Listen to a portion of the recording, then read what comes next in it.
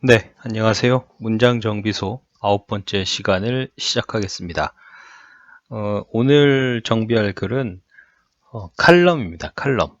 주장하는 바를 생각을 펼치는 글이죠. 칼럼인데요. 조금 글이 길어서 제가 오늘은 반을 나눠 가지고 그 글의 전반부만 한번 정비를 해보도록 하겠습니다. 반을 나눴는데도 분량이 꽤 깁니다. 이렇게 네. 여기까지 이렇게 돼 있어서요. 제가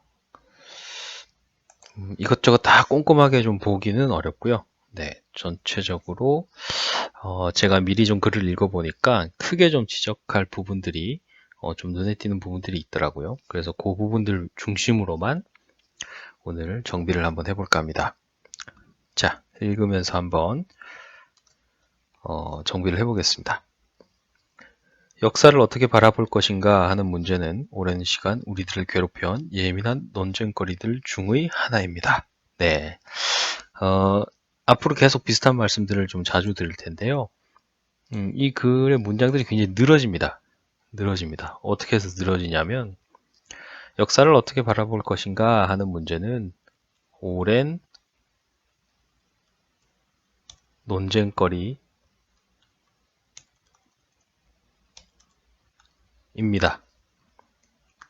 오래된 논쟁거리입니다. 자, 이렇게만 해버려도 뜻이 통하는데 문제가 별로 없습니다. 근데 우리가 글을 쓸 때 뭐 의미를 좀 강조하고 뭔가 이렇게 좀 내가 얼마나 이 문장을 쓰기 위해서 고민했는지 좀 보여주고 싶을 때 문장에 불필요한 수식들이 막 많아지고 종결어미가 길어지고 막 이런 네, 별 필요 없는 것들이 이렇게 문장을 늘어지게 만드는데요. 이 문장도 전형적인 그런 사례인 것 같아요. 네, 그냥 역사를 어떻게 바라볼 것인가 하는 문제는 오래된 논쟁거리입니다. 라고만 하면 되는데, 앞서 문장에서는 예민한 오래된 뭐 논쟁거리들 중에 하나입니다. 뭐 이런 식으로 좀 됐죠. 네, 이렇게 간단하게 해버려도 아무 문제 없습니다. 잊을만 하면 불거지는 일본의 독도 영유권 주장이나 중국의 고구려사 왜곡 문제, 정치인의 친일 행각 논란, 최근의 우파 교국사 교과서 발행 등 우리의 역사를 둘러싼 수많은 일련의 논쟁들은 단순히 그 사건 자체에 대한 너무 길죠? 최근에 우파 국사 교과서 발행. 조금 옛날에 쓰인 글 같네요. 우파 국사 교과서 발행.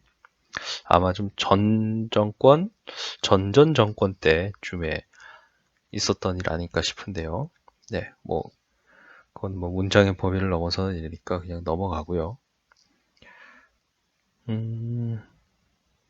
발행 등 이렇게 해서 마침표를 찍어버리겠습니다. 여기까지 그냥 이만큼을 하나의 문장으로 그냥 여기서 끝내버리고요.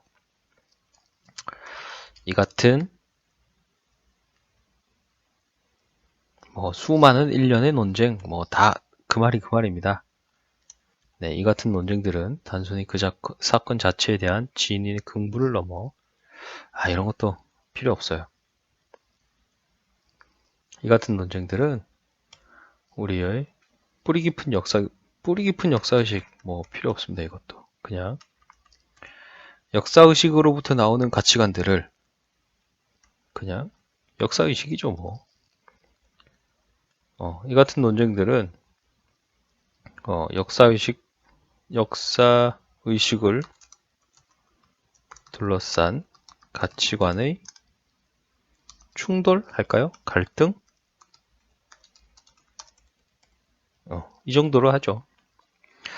앞에 뭐라고 썼는지 기억도 안 나지만 이렇게 긴 얘기가 있었는데 확 줄였습니다. 이 같은 논쟁들은 역사의식을 둘러싼 가치관의 갈등을 확인하게끔 해줍니다. 아니면 역사의식을 둘러싼 사회적 갈등 이렇게 해버려도 네, 뭔 소린지는 대충 알겠습니다. 이런 걸 역사 때문에 이런 갈등들이 자꾸 일어난다 이런 뜻이죠. 인간이라면 누구나가 자신과 자신의 동포들로부터 과거로부터 자유로울 수 없는 만큼 이것도 자꾸 문장이 너무 길어요. 인간이라면 누구나 자신과 자신의 동포들의 과거로부터 하하. 동포들의 과거로부터 좀 어색하죠. 그냥 자신의 과거로부터 하면 되지 않을까요? 아니면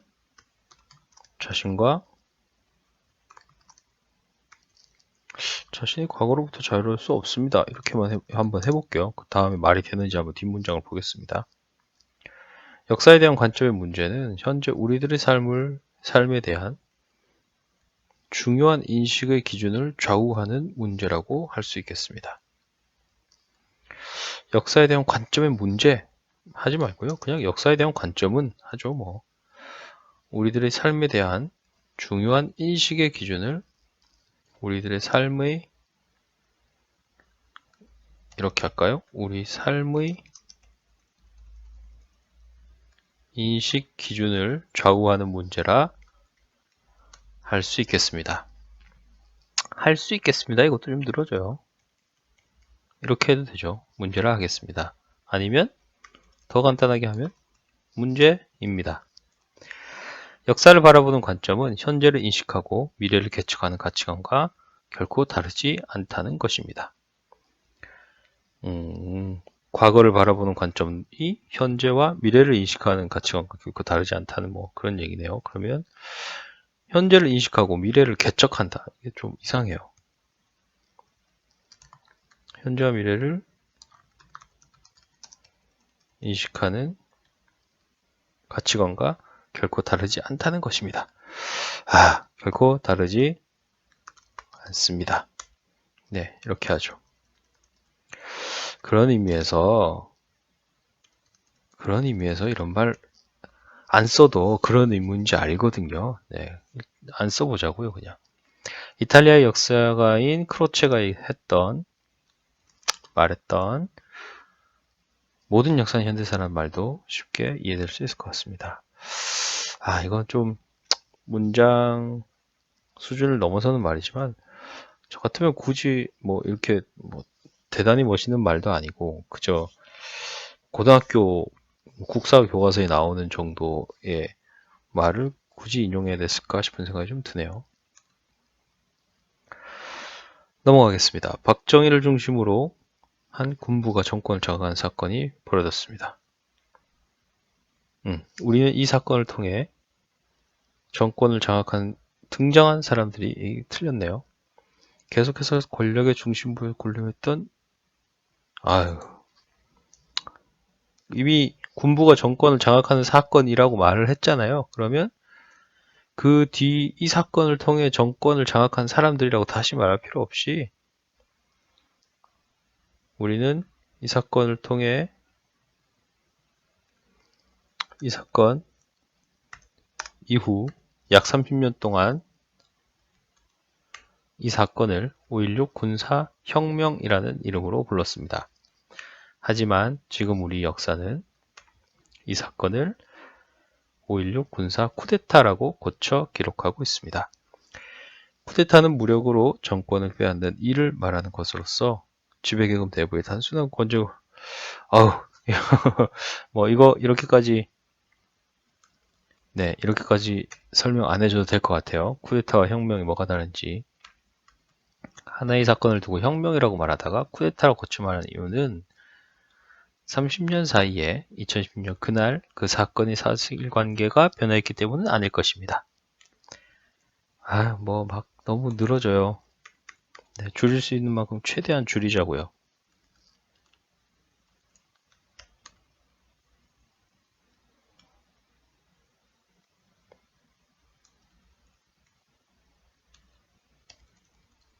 네.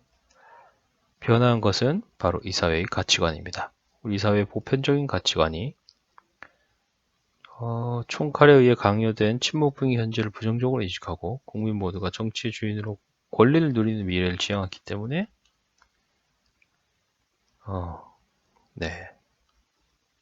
침묵뿐인 현재를 부정적으로 인식하고 좀 마음 같아서는 그냥 이렇게 다 날려버리고 싶기도 한데요. 우리 사회의 보편적인 가치관이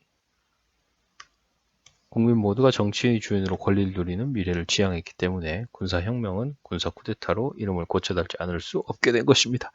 이것도 고쳐 달게 된 것입니다. 이렇게만 하자고요. 자, 지금 계속 말씀드리고 있는 게 문장이 너무 늘어집니다. 뭔가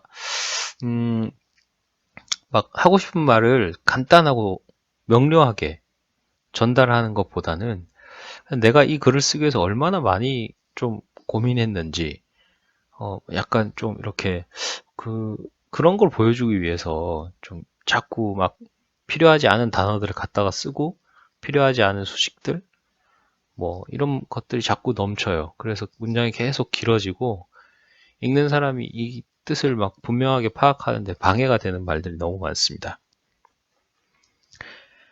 5.16에 대한 역사의 평가가 어떻게 변화했는지를 기록하면서 크로체의 말을 다시 읽어보면 크로체의 말 위에서 다행이네요. 안 지우고 놔뒀습니다. 모든 역사는 현대사다 라는 말을 이것도 너무 길어요. 여기서부터 여기까지가 한 문장이거든요. 크로체의 말을 다시 읽어 보겠습니다. 모든 역사는 현대사다 라는 말은 과거를 해석하고 미래를 계측해 나가는 것은 모두 현재를 살고 있는 인간의 가치관과 의지에 달려 있다. 네. 해석해도 괜찮을 거라는 생각이 듭니다. 인간의 역사는 원래부터 정해져 있는 인간으로서는 어찌할 수 없는 어떤 절대적인 힘에 의해 발전해 나가는 것이 아닙니다. 네. 인간의 역사는 원래부터 정해져 있는 절대적인 힘에 의해 발전해 나가는 것이 아닙니다. 네, 이렇게만 하죠. 그러한 힘의 존재에 대한 주장은 역사 발전의 주체로서의 인간의 능력에 대한 자각을 가로막기 위해 꾸며낸 것일 뿐입니다. 이게 뭔 소릴까요?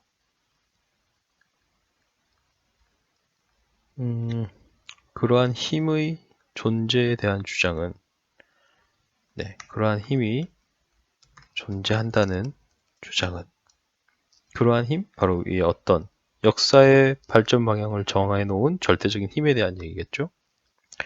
역사 발전의 주체로서 인간의 자각을 가로막기 위해 꾸며낸 것입니다. 이렇게 해도 좀 어려운데 그래도 아까보다는 좀 낫네요. 역사를 단순히 과거에 존재했던 사실들을 밝혀내고 기록하는 것으로 그 의미를 한전짓는 태도 역시 역사 발전에 있어서 인간의 주체적인 의지의 역할에 대해 바로 보지 못하게 하는 결과를 낳게 됩니다. 이런 태도 역시 마찬가지입니다. 역사의 발전에 있어서 인간의 주체적인 의지를 바로 보지 못하게 합니다. 자, 지금 계속 줄이고 빼고 그렇게 하고 있습니다. 네, 근데 줄이거나 빼기 전에 문장들하고 줄이고 빼고 정비한 문장들 사이의 차이점들을 한번 보세요. 큰 차이가 나지 않아요. 오히려 한 번에 읽어 내려가면서 의미를 파악하는데 더 쉬워지고 있습니다. 역사는 언제나 그렇게 이끌어가고자 하는 인간 다수의 의지와 의도에 의해 진행되어 왔고 앞으로도 그러할 뿐인 것입니다. 이게 무슨 말이죠? 그러니까 어떤 절대적인 인간으로서 어쩔 수 없는 절대적인 힘이 있는 게 아니라 인간의 의지에 의해 역사는 변화되어 왔다. 그리고 앞으로도 그럴 뿐이다. 라는 얘기겠네요. 역사는 언제나 그렇게 이끌어가고자 하는 이런 말 필요 없어요. 네, 역사는 언제나 인간의 의지와 의도에 의해 진행되어 왔습니다. 그리고 앞으로도 그러할 뿐인 것입니다.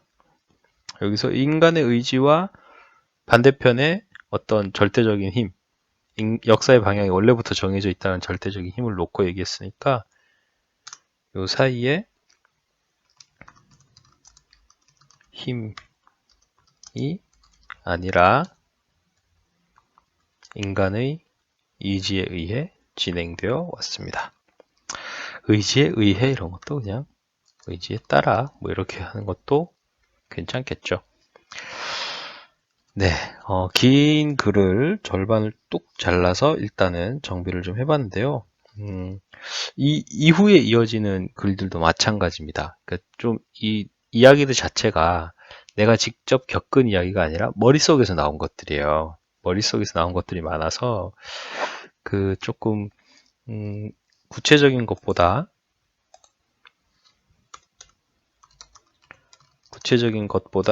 좀 추상적인 것들이 많죠. 예, 그래서 사실보다는 좀 관념이 많고요. 네, 그렇다 보니까 사실은 좀 있는 대로 내가 본 대로 겪은 대로 들은 대로 생각하는 대로 그냥 좀 깔끔하게 쓰면 좋은데 자꾸 머릿속에서 나온 것들이 많다 보니까 이 관념들을 좀 수식하고 설명하고 해석하고 하는 말들이 너무 많아지고 있어요. 그래서 저희가 이번 글을 정비하는데 계속해서 했던 것이 문장을 나누는 것, 기본적으로 문장이 너무 길어졌기 때문에 나누는 것, 그 다음에 불필요한 것들을 빼내는 것, 그런 것들을 계속해서 했습니다. 그래서 문장의 길이 자체를 일단은 줄이고 한 번에 읽어서 이해될 수 있는 단위로 문장 형태를 좀 단순화하는 방향으로 좀 진행을 했습니다. 이번 글을 정비할 때는 제가 좀 단호하게 이 글을 좀 별로다라는 사인을 계속해서 좀 보냈는데요. 네, 제가 그렇게 좀 자신 있게 말할 수 있었던 이유가 사실 이거는 제가 예전에 쓴 글이라서 제가 아주 자신 있게 이 글을 좀 비판을 할 수가 있었습니다. 다른 분이 의뢰를 해주신 글 같으면 그래도 제가 좀 조심스럽게 정비를 할 텐데 이 글은 제가 대학생 때 아마 이렇게 약간 뭐 논술 연습을 하면서 쓴 글 같아요. 그래서 그때 약간 좀 겉멋에 빠져 있어가지고 막 어려운 말 많이 쓰면 그게 좋은 글인 줄 알고 이렇게 좀 한 번에 무슨 뜻인지 이해하기도 힘든 글들을 좀 썼는데요. 이 뒤에 후반부에 나오는 글들도 이런 식의 문장과 크게 다르지 않습니다. 그래서 제가 뭐 다음번에 그 글을 한번 더 다시 가져올지 아니면 그냥 이걸로 끝낼지는 모르겠습니다. 그래서 그 글을 가지고 또 뭔가 제가 전달할 메시지가 있으면 또 사례로서 한번 가져와서 다시 이 글의 후반부를 한번 해보기로 하고요. 네, 오늘 문장 정리에서 9번째 시간은 칼럼, 좀 관념적인 표현과 생각들이 좀 넘치는 좀 이 칼럼들을 좀 다이어트하면서 문장을 정비를 해봤습니다. 네, 문장 정비소는 여러분들이 의뢰해 주시는 글을 가지고 진행을 하고 있습니다. 네, 여기 보이시는 이메일 주소로 글을 보내주시면은 제가 정성껏 정비를 해드리도록 하겠습니다. 네, 들어주셔서 고맙습니다.